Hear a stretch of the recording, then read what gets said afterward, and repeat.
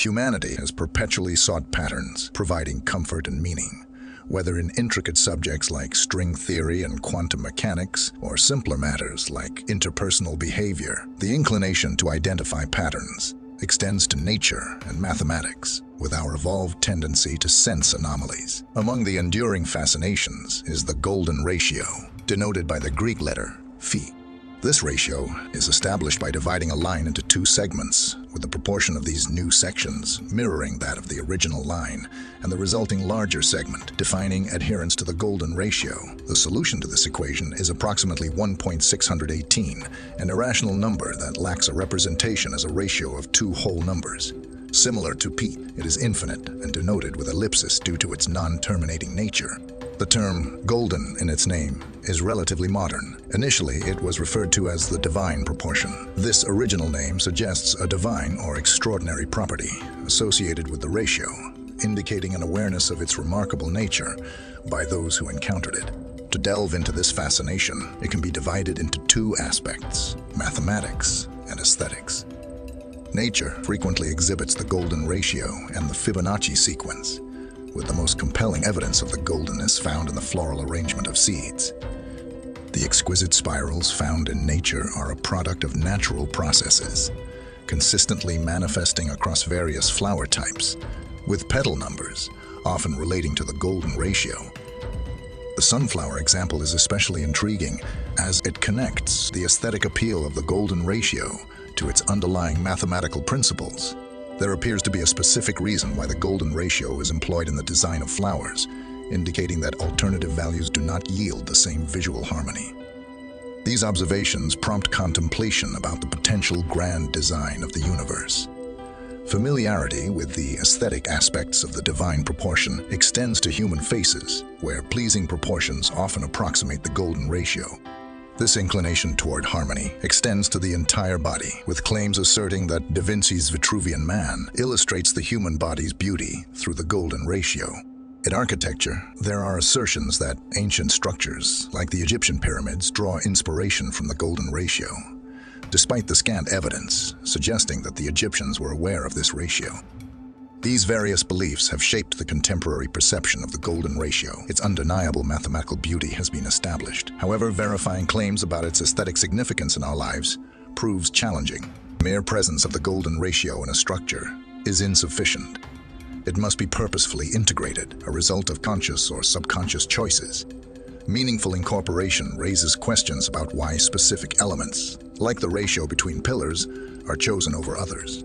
Issues of measurement further complicate matters. Frequently, pictures circulate online featuring a celebrity's face with seemingly random lines, purporting to satisfy the divine proportion. This practice invites scrutiny into the validity and intentionality of such measurements, questioning the meaningful application of the golden ratio in various contexts. In essence, these claims about the golden ratio's application to facial features often lack scientific rigor.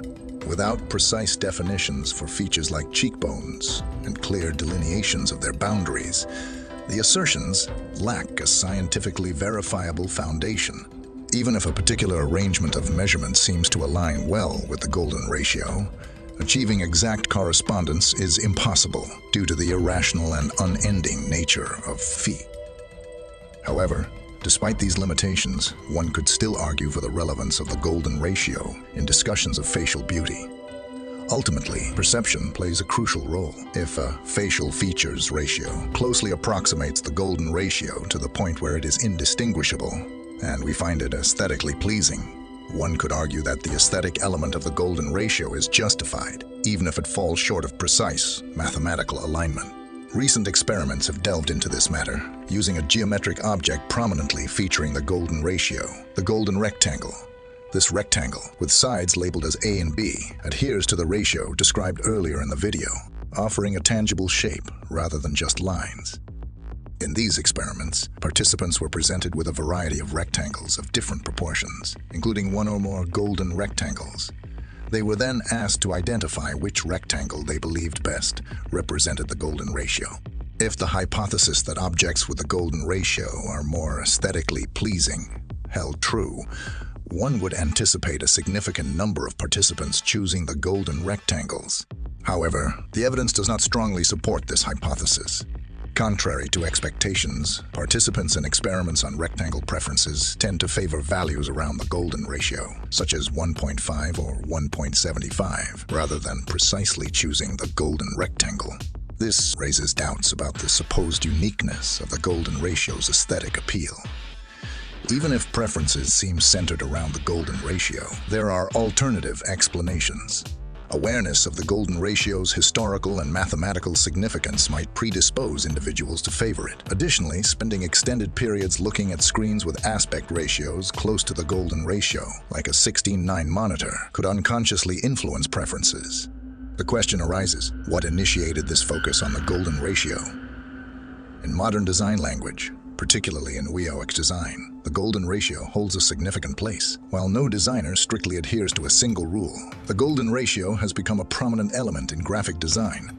Headings on websites, for instance, are often 1.6 times the font size of the general text, and website layouts frequently integrate golden rectangles. Once a concept like the golden ratio gains acceptance, it becomes challenging to discern whether its desirability stems from familiarity or deeper, intrinsic meaning. Research focusing on deeper biology reveals a compelling connection between the golden ratio and the cardiovascular system, offering a more universal perspective that transcends ethnic differences. The cardiovascular system, which exhibits minimal variation across ethnic groups, serves as a key area of interest for this investigation. Within the cardiovascular system, particularly in the left ventricle, responsible for pumping oxygen, evidence supports the presence of the golden ratio. Studies involving over 1,400 Swedish and Chinese subjects found an average left ventricle horizontal to vertical length ratio of 1.618, remarkably close to the golden ratio.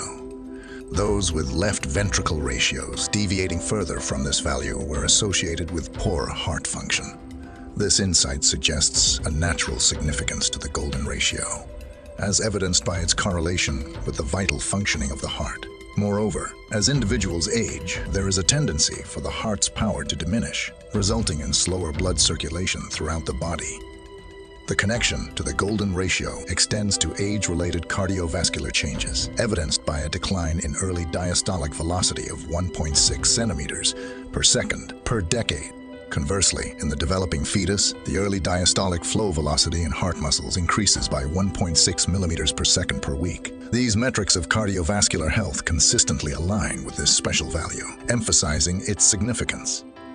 However, it's crucial to acknowledge a potential bias in the choice of units, as seen in the metric being expressed in millimeters per second rather than inches per second.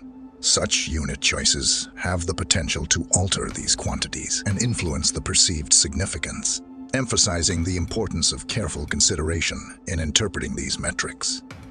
The fascination with the golden ratio parallels historical beliefs, like the Earth being the center of the universe. It reflects a human tendency to embrace patterns that make us feel special. While people may have moved on to more contemporary beliefs, the underlying desire to perceive significance remains consistent.